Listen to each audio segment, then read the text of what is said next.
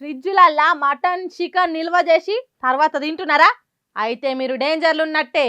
విషాన్ని కూల్ చేసి వేడి చేసుకొని తింటున్నారన్నట్టే.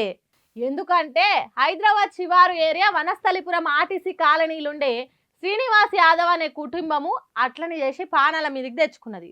ఒక మనిషి చచ్చిపోయిండు, ఇంకో ముగ్గురు సావు బతుకుల నడుమ దావఖానలో కొన ఊపిరితోని కొట్టుకుంటున్నారు. ఈ ఆదివారం బోనాల జాతరకు శ్రీనివాస్ యాదవ్ బమ్మర్ది కుటుంబాన్ని పిలుచుకున్నాడట. చికెను మటను బోటి తెచ్చుకొని మంచిగా వండుకొని పండుగ జరిపిందట. ఫస్ట్ రోజు మందు సిందు ఉంటుంది కాబట్టి వండిన కూర మిగిలిందట. ఇంకేమున్నది, దాన్ని ఫ్రిడ్జ్లో పెట్టి తర్వాత రోజు స్టవ్ మీద పెట్టి వేడి చేసి తిన్నారట. రెండోసారి వేడి చేస్తే ఏం కాదు, ఎంతో మంది తింటారు, ఏం కాదన్నట్టు ధైర్యం చేసి ఈ ముక్క కూరను ముద్దుగా తిన్నారట. ఇంకేమున్నది, మొత్తం 9 మందికి కక్కుడు పాయఖానకు పోవుడు రికాం లేకుండా అయిందట. కథ ఎట్లనో ఉన్నదని దెబ్బ దావఖానకు పోతే ట్రీట్మెంట్ జరుగుతుంటేనే శ్రీనివాస్ యాదవ్ పానాలు పోయినాయట.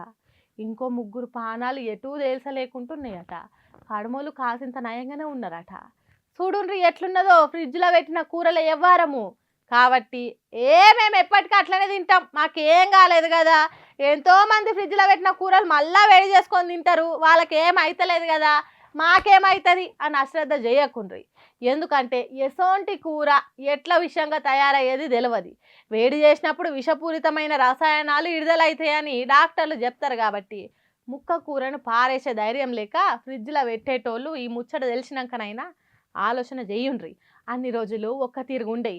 వేడి చేస్తే ఎందుకు విషం విడుదలవుతుందో ఎప్పుడు విషం విడుదలవుతుందో తెలియదు. కాబట్టి ఇప్పటి నుంచి కూరలు ఫ్రిడ్జ్లో పెట్టకుండ్రి, తర్వాత వేడి చేసుకొని తిని ఆగంగా ఆకుండ్రి. మేము చెప్పే కాడికి చెప్పినాం, తర్వాత మీ ఇష్టం.